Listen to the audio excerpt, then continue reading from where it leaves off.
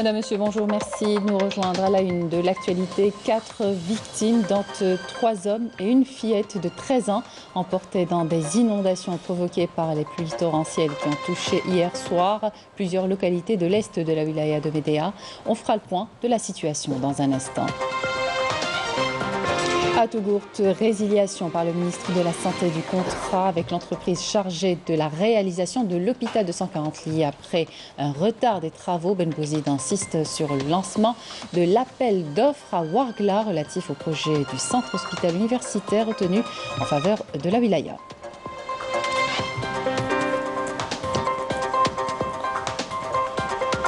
On découvrira ensemble ce concept de l'éducation à la nature qu'a choisi l'école primaire Boudjoumarat Mima Draria. Il s'agit de dispenser des cours de classe en plein air et permettre aux écoliers d'explorer leur milieu naturel. 4500 volumes de manuscrits dans tous les domaines scientifiques conservés dans les coffres de la Bibliothèque nationale. Le plus ancien de ces manuscrits date du IIe siècle de l'Hégire, à découvrir dans cette édition. Bienvenue à tous. 4 victimes, dont 3 hommes et une fillette de 13 ans, ont été emportés dans des inondations provoquées par des pluies torrentielles qui ont touché hier soir plusieurs localités de l'est de la wilaya de Médéa. Des dégâts matériels importants sont signalés et une cellule de crise a été installée pour suivre la situation au niveau des communes affectées par ces inondations. Camélia Mlel. Les stigmates des inondations témoignent de la violence des pluies torrentielles qui ont pratiquement submergé la localité de Bnislimane. Des rues inondées, des maisons submergées et des véhicules endommagés par les eaux pluviales. Bilan, 4 personnes ont trouvé la mort. Un bilan encore provisoire puisque les recherches se poursuivent. Nous sommes choqués par ce qu'on voit.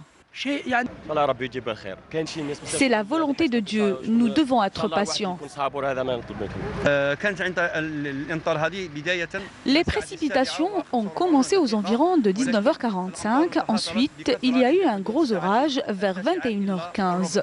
Au moment où je vous parle, nous déplorons malheureusement plusieurs morts. Les intempéries ont causé également d'importants dégâts matériels avec plus d'une centaine de véhicules endommagés. Une cellule de crise a été mise en place par les services de la wilaya pour suivre la situation et parer à tout imprévu. Nous avons aussitôt reçu la nouvelle, installer une cellule de crise au niveau du siège de la wilaya. Cette cellule comprend les services de sécurité et tous les directeurs des secteurs concernés. Par ailleurs, nous nous sommes déplacés sur les lieux pour évaluer la situation et nous avons déployé tous les moyens nécessaires pour l'intervention. Il est à noter que 2 routes nationales, la RN8 et la RN18, sont fermées à la circulation. Alors pour plus de détails, avec nous par téléphone, le capitaine Nassim Bornaoui. Capitaine Bornaoui, bonjour. Vous êtes chargé de communication à la Direction générale de la protection civile. Pouvez-vous nous donner le point de la situation actuelle et les moyens mobilisés pour les opérations de secours? Bonjour, tout à fait. Suite aux intempéries enregistrées à travers plusieurs wilayas du pays, notamment Médéa, Msila, Amounbak et Tissimsil, mais les grands dégâts sont enregistrés à l'est de Médéa, notamment dans la localité de Bnislimane, où vous pouvez parler de 4 personnes décédées, emportées par les pluies torrentielles.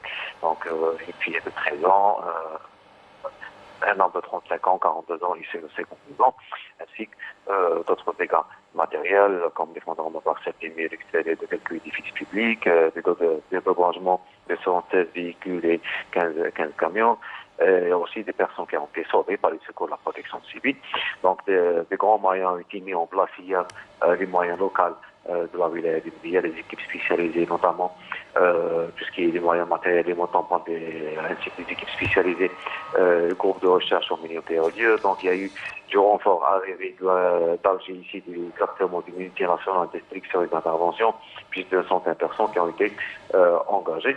Donc juste après la Calbi, on a effectué plusieurs opérations de reconnaissance, donc de recherche d'éventuelles personnes disparues. Tant mieux, alhamdoulilah, pas de personnes disparues pour le moment. Donc le bilan reste à 4 personnes décédées malheureusement. Merci, capitaine Nassim Barnaoui, pour tous ces détails. Je rappelle que vous êtes chargé de communication à la Direction générale de la protection civile. On aura bien sûr plus de détails dans nos prochaines éditions.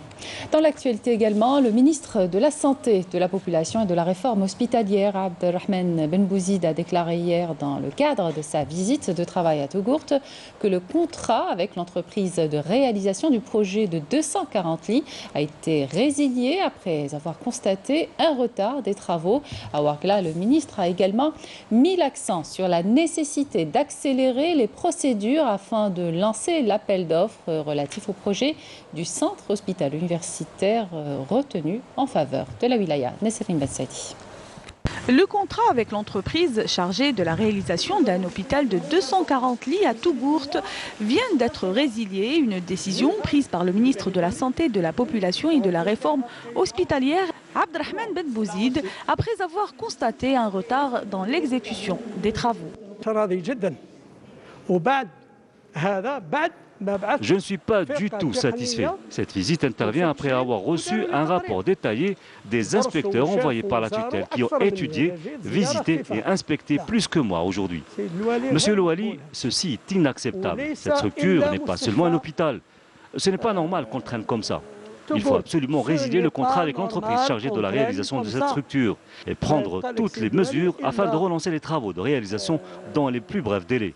Des pénalités de retard seront prises à l'encontre de cette entreprise.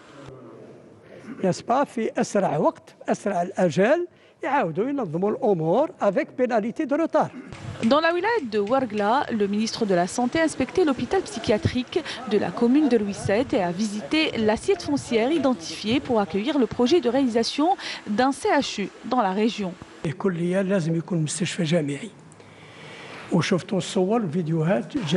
Ce sera aussi un hôpital universitaire. Vous avez pu voir les vidéos et la maquette du projet. Il y aura des services de médecine et de chirurgie de haut niveau avec des formations et des stages au profit des soignants.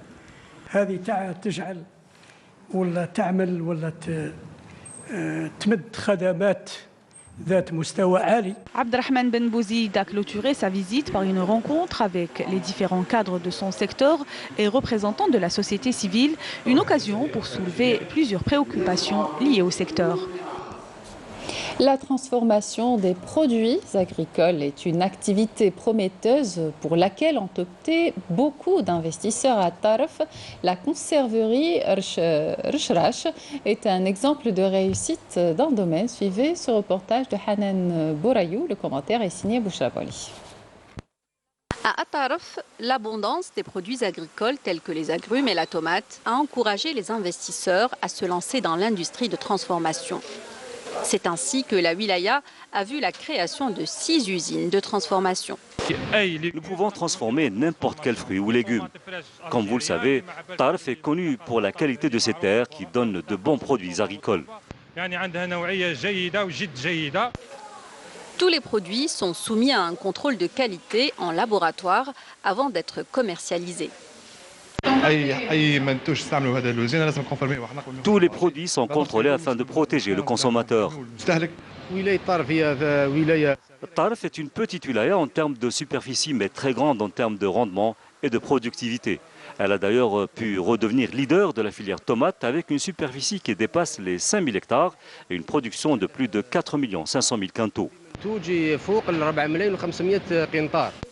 Encourager les wilayas qui enregistrent un excédent de production à aller vers la transformation permettra d'une part aux agriculteurs d'écouler leurs récoltes et d'autre part de valoriser la production agricole locale.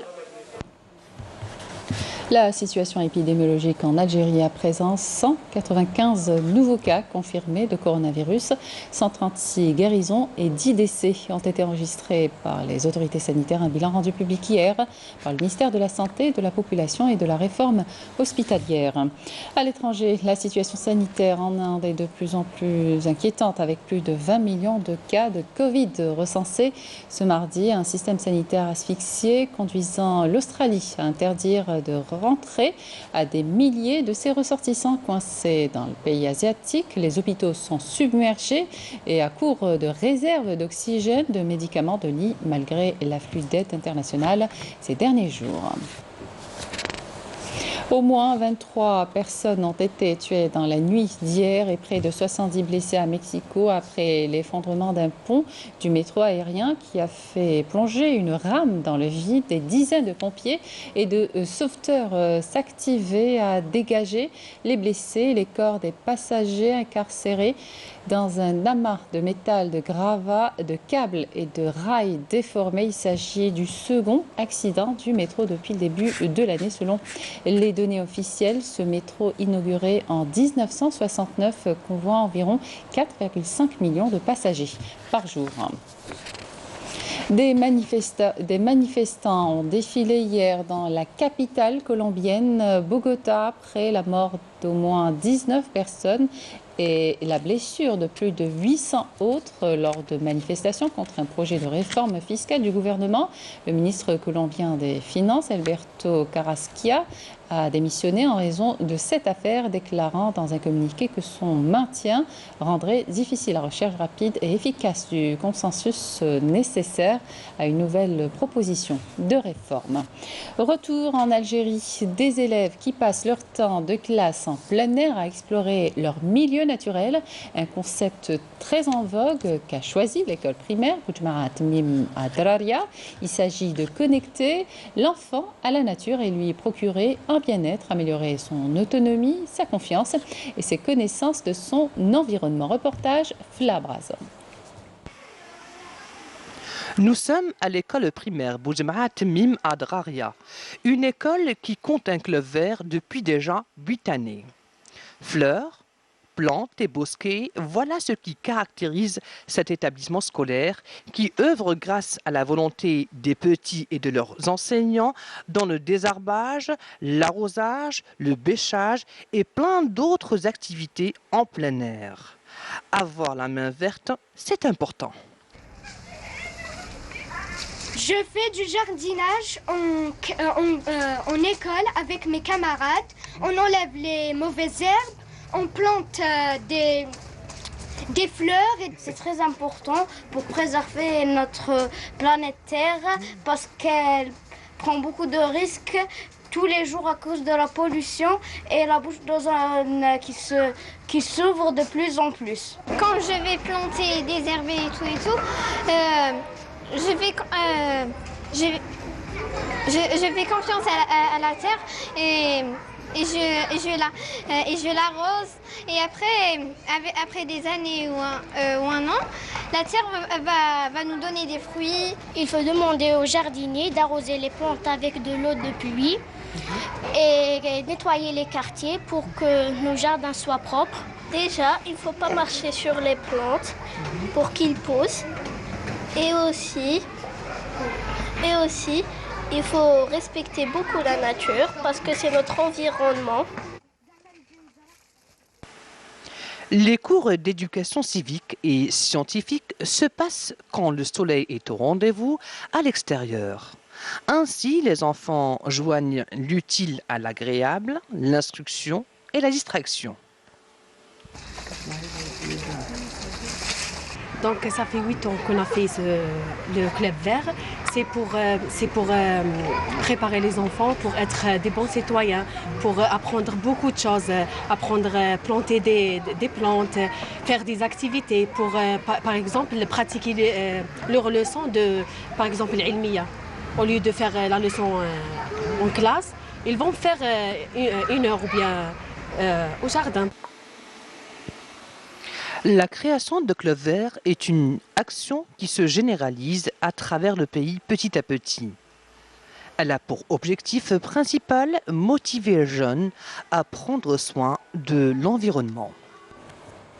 Direction la wilaya de l'Arwat, où plusieurs opérations de rénovation de différents palais et monuments sont en cours de réalisation. Lors de sa visite de travail dans la wilaya, la ministre de la Culture et des Arts, Malika Bendouda, a insisté sur l'importance de l'exploitation économique du patrimoine culturel en vue de promouvoir le tourisme dans la région. Plus de détails avec Yasmine Saoudi. Bâti au XVIIe siècle, le vieux Qsr de Tawiyala, situé à 140 km de l'Arwat, a bénéficié de plusieurs opérations de réhabilitation. La ministre de la Culture et des Arts, Melika Bendouda, a inspecté ce chantier lors de sa visite dans la région, où elle a appelé à l'exploitation économique du patrimoine culturel pour la promotion du tourisme intérieur. Ces projets de réhabilitation entrent dans le cadre de la nouvelle stratégie choisie par le secteur qui consiste en l'exploitation économique du patrimoine culturel. C'est en effet le slogan du mois du patrimoine de cette année. Cela représente pour nous une opportunité à saisir pour développer le tourisme en Algérie. Des sites historiques que les habitants de la région tiennent à sauvegarder jalousement. C'est pour cela que nous avons sollicité l'aide de l'État afin de ne pas laisser ces sites à l'abandon. C'est notre devoir de préserver notre patrimoine. Il faut que nous mettions tout en œuvre pour concrétiser nos ambitions et protéger ce patrimoine. En marge de sa visite, la ministre a inauguré plusieurs structures culturelles, notamment un théâtre et une salle de cinéma, qui a bénéficié d'une vaste opération d'aménagement intérieur et extérieur, augmentant ainsi sa capacité d'accueil. La Bibliothèque nationale conserve dans ses coffres 4500 volumes de manuscrits dans tous les domaines scientifiques. Le plus ancien de ces manuscrits date du IIe siècle de l'Hégire. Reportage Semera Hajamar.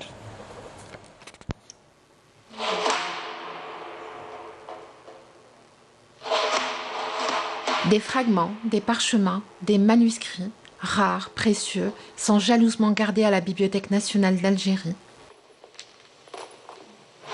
Ces trésors cumulés depuis bientôt 200 ans sont le témoin de grands moments de l'histoire du monde. La Bibliothèque nationale d'Algérie conserve dans ses coffres 4500 volumes de manuscrits dans tous les domaines ou toutes les sciences. Des manuscrits en sciences islamiques. Et à côté de ça, on trouve bien sûr des manuscrits en géographie, histoire, mathématiques, médecine, pharmacie. Et bien sûr, un manuscrit très rare en gériatrie. La parole du divin, transcrite avec amour et patience, dans l'or et l'ornement, de pierres précieuses et de cuir, de formes originales, d'écriture appliquée par les maîtres de la calligraphie persane et arabe. Le plus ancien de ces manuscrits date du IIe siècle de l'Hégire et le plus récent de ces manuscrits date du XXe siècle. La Bibliothèque nationale conserve 139 manuscrits du Coran. Ce qui caractérise ces collections de manuscrits, c'est qu'on a le plus ancien, ou on possède le plus ancien manuscrit écrit sur parchemin avec une calligraphie koufique. Il date du 8e siècle de l'ère chrétien. On a des manuscrits très précieux qui contiennent de l'or et bien sûr avec des enluminures en utilisant de la pierre lapis-lazuli. Ces chefs-d'œuvre du patrimoine national sont soumis dès leur acquisition à un traitement de conservation. Quand on reçoit des manuscrits, c'est la première des choses. On commence par l'évaluation scientifique et financière. Mais ces manuscrits, on va les proposer à la Commission nationale d'acquisition des biens culturels au niveau du ministère de la Culture, qui décide pour l'acquisition. On reçoit ces manuscrits au niveau du service des manuscrits. La première des choses, on va les envoyer au service conservation.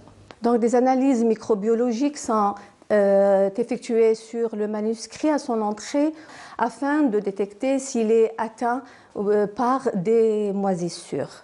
Dans le cas où le manuscrit est malade, on doit justement le traiter par des produits chimiques ou bien le mettre dans un autoclave afin d'éliminer toutes ces moisissures. La Bibliothèque nationale d'Algérie reste ce lieu unique où il est possible d'admirer des livres et des objets singuliers, rares et inestimables.